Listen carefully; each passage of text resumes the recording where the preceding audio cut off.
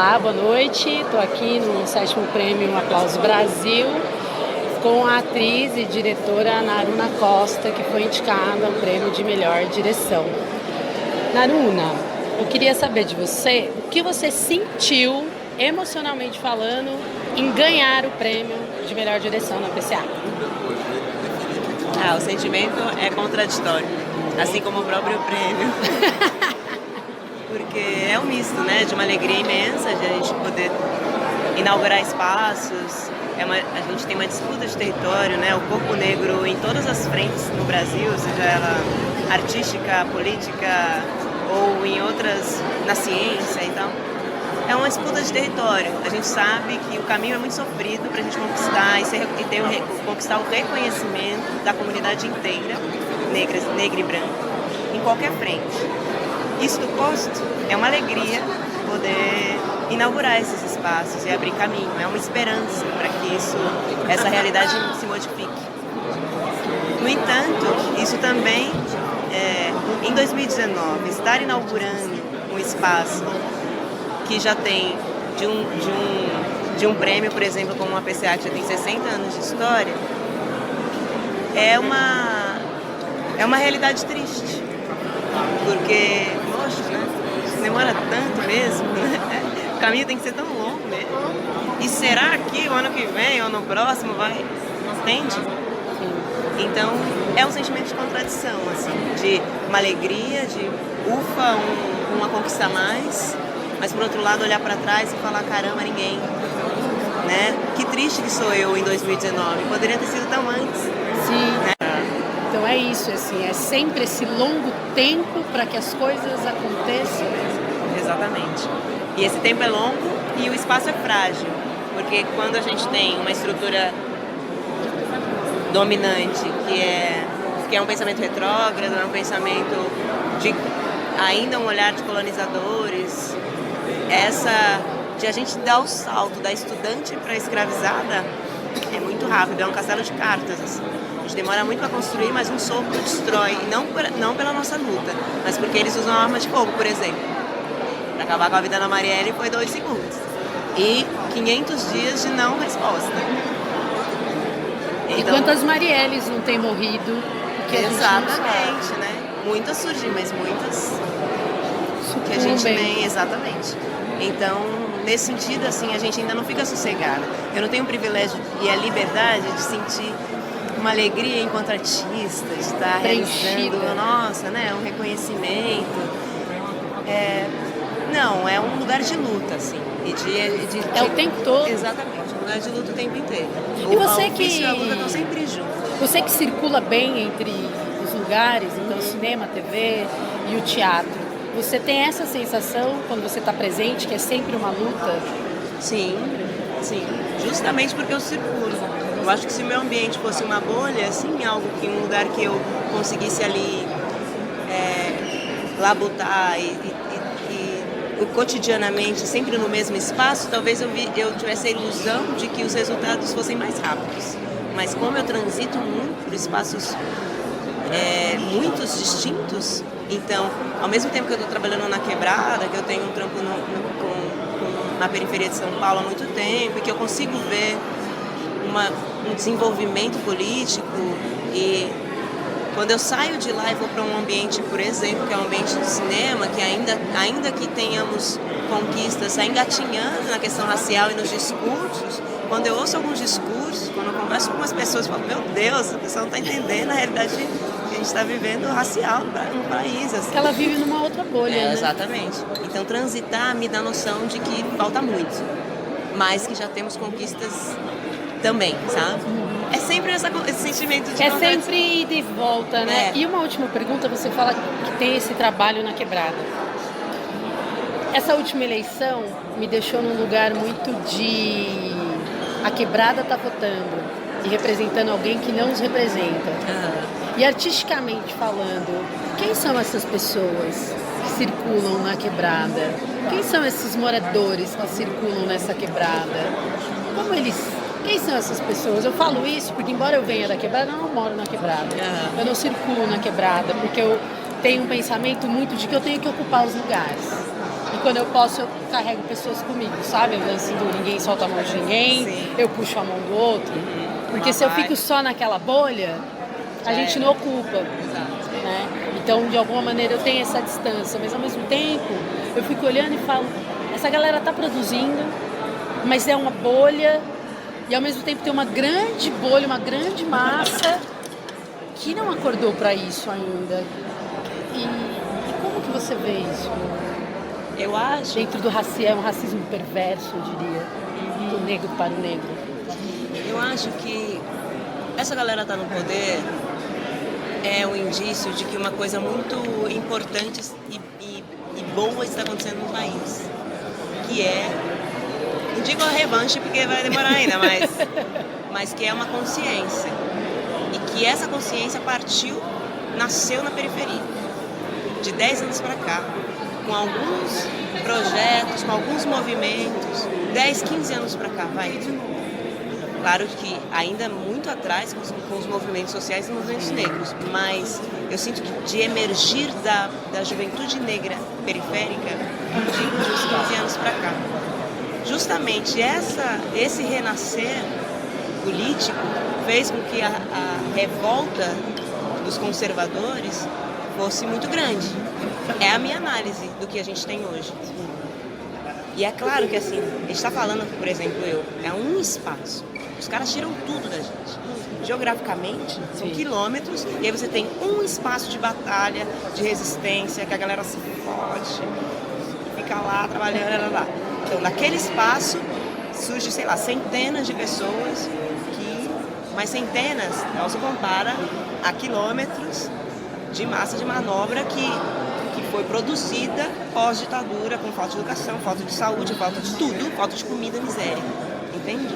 Então a nossa sensação de que putz, a quebrada deu mancada, nos traiu, eu acho que é um pensamento, também um pensamento de fora para dentro, assim. Porque foi justamente a quebrada que revoltou essa galera conservadora a ponto de eles falarem, não, eles não podem falar, essas meninas não podem sair assim com os cabelos desse jeito, essas meninas não podem ter autonomia, fazer com o peito dela o que elas quiserem, não usar sutiã ou falar, elas não podem falar.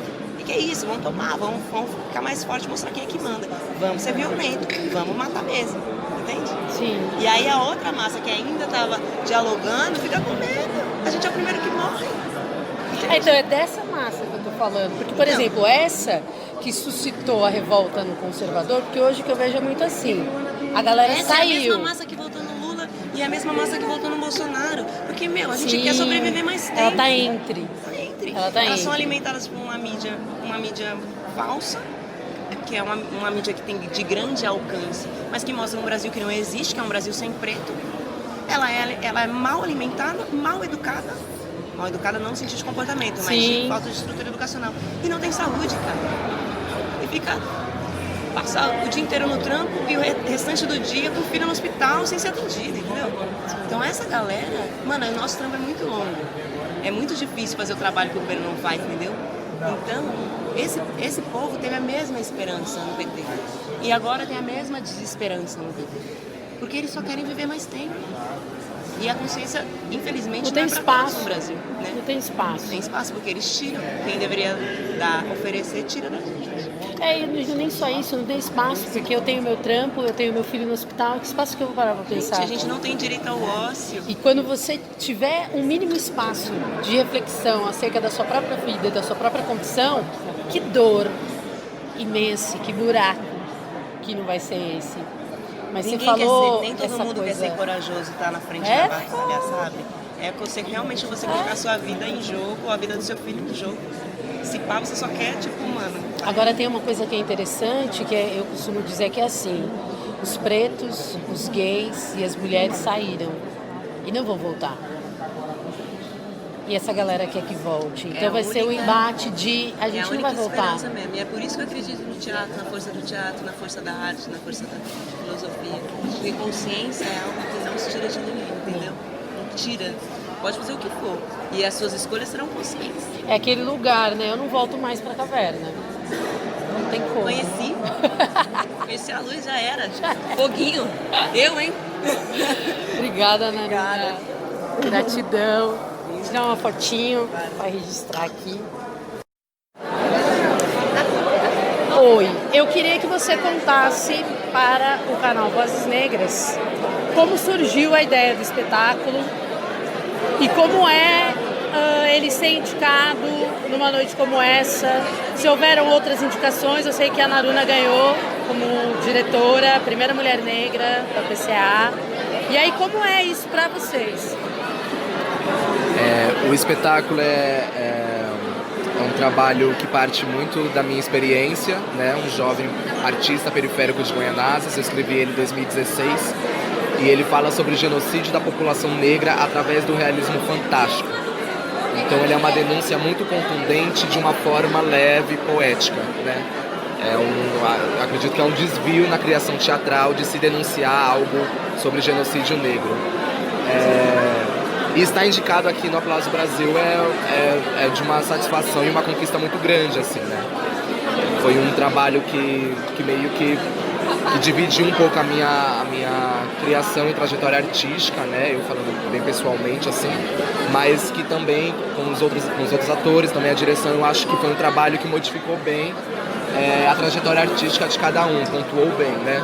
A gente foi indicado aqui ao Aplauso Brasil com melhor elenco e melhor direção. Fomos indicados ao APCA como melhor direção, Naruna tendo ganho melhor direção e eu fui indicado ao melhor dramaturgia. Ganhamos melhor projeto e melhor dramaturgia pela UOL e melhor peça pela Folha de São Paulo. Texto publicado pela editora Cobogó e pela Funarte na primeira antologia de dramaturgia negra do Brasil.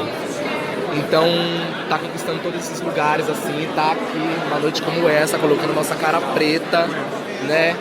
Um lugar que tem muitas caras brancas, inclusive caras brancas que eu vi muitos anos na televisão e está aqui inspirando o mesmo ar, assim, de fato, né? E é para isso que a gente luta, é de uma conquista muito grande, assim.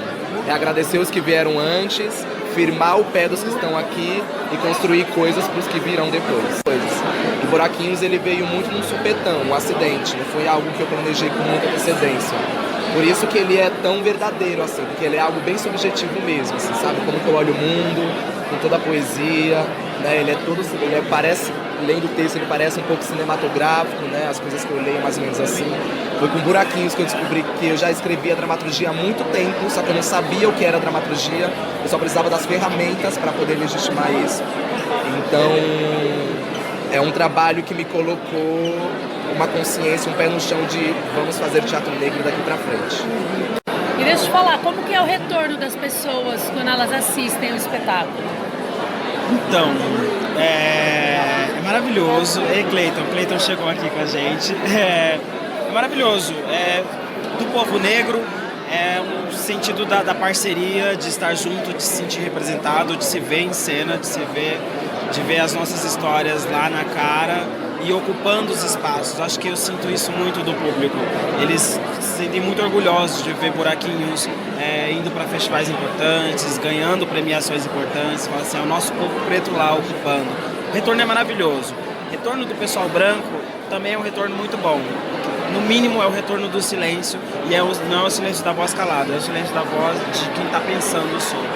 Isso é o lugar da escuta. Exatamente, o lugar da escuta. Ele acontece e aí é muito, muito bom pra gente, porque também a gente entrega a nossa história, a nossa dor, a nossa trajetória de uma maneira poética, que é um pouco diferente do que tem vindo ultimamente, né? Tem vindo muita pancada e precisa sim ter a pancada, né? Mas também precisa ter outras coisas, outras visões, outras poesias, outras linguagens, outras poéticas. E aí Buraquinhos vem nessa camada aí e a recepção está sendo maravilhosa. O quanto esse espetáculo mexeu com você como pessoa? Nossa, Buraquinhos vem muito para me lembrar um lugar de artista e como a gente pode ser comunicadores sociais. Porque é uma história, é uma peça de teatro, mas que a gente está falando sobre a nossa juventude brasileira, sobre as crianças que morrem na periferia, e muitas vezes são assuntos que não recebem a importância que têm. E é uma chance, é um lugar que eu tenho como ator, como comunicador social, de dizer isso também é realidade. Isso também é um assunto que a gente deva dar atenção.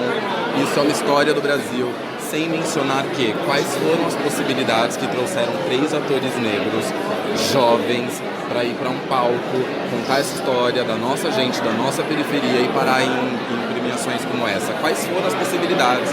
A gente está conversando aqui um dia depois do falecimento da enorme Ruth Souza. Então, se talvez não fosse isso lá atrás, essa briga, essa luta, essa abertura de caminho, será que estaríamos aqui hoje? Isso é muito simbólico, né? É demais. Isso me transforma, isso me ressignifica enquanto criador, enquanto pessoa, enquanto comunicador, enquanto uma pessoa que participa da sociedade e está vendo assuntos emergenciais pedindo espaço. Sim. Fico muito feliz de, com meus 30 anos, poder falar um pouquinho sobre isso. E no seu entorno, existem pessoas que comungam na mesma ideia que você? Do entorno social, da sua artístico. vida, artístico. Com certeza, porque as pessoas que estão com a gente são pessoas que acreditam na nossa arte e que viram nos últimos anos qual a deficiência das figuras negras nas criações. Então, hoje em dia, a gente percebe que a gente está conseguindo trabalhar um pouquinho mais, conseguindo falar da nossa família, conseguindo falar da nossa quebrada, fazendo personagens que nos competem, ajudando a construir um pouquinho mais um episódio da história do teatro brasileiro. E também ressignificar esse lugar, né? Também, porque é aquele lugar do até quando contaremos essa história repetidas vezes, porque ela é real e ela acontece. Sim. E quando ela vai deixar finalmente de existir. Até quando Buraquinhos vai chocar as pessoas. Por mais que a gente seja os criadores e os artistas que levem esse assunto, até quando as pessoas vão ficar chocadas com a mortalidade da juventude negra no Brasil, já que é cotidiana, né? Eu diria até mais, às vezes nem choca de naturalizar pela invisibilidade, de não perceber que se morre e perceber que se vive. E nasce aí uma questão que eu acho que é brasileira. A gente naturaliza situações que são absurdas, indignas de uma sociedade, e a gente naturaliza até começar a achar que está tudo bem. E não pode estar tudo bem. É como se a barbárie fosse naturalizada. E a gente aprende a conviver a partir disso. Não, na verdade, isso deve nos incomodar muito, a ponto da gente não viver mais falando sobre isso. E se a gente puder, com Buraquinhos, estar dando um passinho pra frente, acho que eu já me sinto pleno no meu lugar de artista e criador. Não, já tá. De estar aqui, ela já não ter ganho, primeira mulher artista negra a ganhar uma PCA, quer dizer... Você ficar projetando, né, daqui 10 anos, quantas outras não virão, quantos outros artistas não ocuparão esse nosso papo me vale muito de lembrar também que às vezes a gente fica dependente, a gente da periferia mesmo. Um dia talvez eu entre na universidade, um dia talvez eu faça um curso. As possibilidades são muito restritas no país como o nosso. E por que vão descobrindo depois de 70 anos que uma Naruna pode ganhar um espaço de melhor diretora do ano?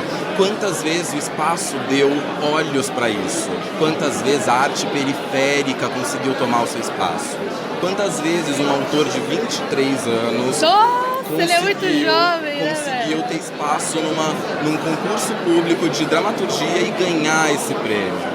Então há um levante, há uma mudança histórica que vem acontecendo a curtos passos, mas que a gente vai caminhando junto. Porque eu também penso muito assim, a gente tem aí 530 e poucos anos, mais de 300 de escravidão. 130 de uma libertação, falsa libertação, que para mim não se concretizou. Já olhando dessa perspectiva, parece que é muita coisa. E também olhando dessa perspectiva, é um chão assim enorme a ser caminhado.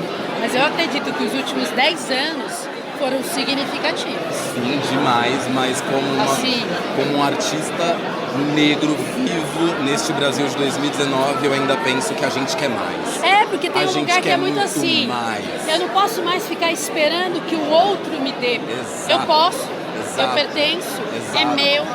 A minha história também pode ser interessante. O meu linguajar também pode caber a algo. Eu produzo cultura. Exato. Né? Porque pelo sistema a gente é quase levado a acreditar que não somos interessantes, que não somos bonitos, que não somos inteligentes, que não somos. mas a gente é. E essa força é diária e cotidiana quando a gente olha a amiga e fala: você tá linda, mana, vamos seguir esse dia junto. E você, qual que é o seu problema? Divide comigo. Porque é passo a passo, é comendo feijão junto. Por isso que assim, são 130 anos, no olho da história, eu sinto que isso é pouco e a gente precisa de muito mais espaço, de muito mais chegada. Por exemplo, a Ruth de Souza, uma rainha das nossas artes cênicas brasileiras, os artistas evidenciam, mas ouso dizer que na minha geração vi pouco, vi trabalhar pouco. Pouquíssimo, eu tenho 30 Eu e também. 8, Dudu. Vi pouquíssimo como protagonista, como uma grande mãe, como uma grande empresária, uma grande advogada, uma juíza, vi pouquíssimo. Então acho que isso também é reflexo de que o espaço que estamos cavando, ele é profundo, ele é demorado, esse chão é um pouco de mármore, mas a gente vai encontrando a terra e vai achando o nosso espaço. Ai, que lindo!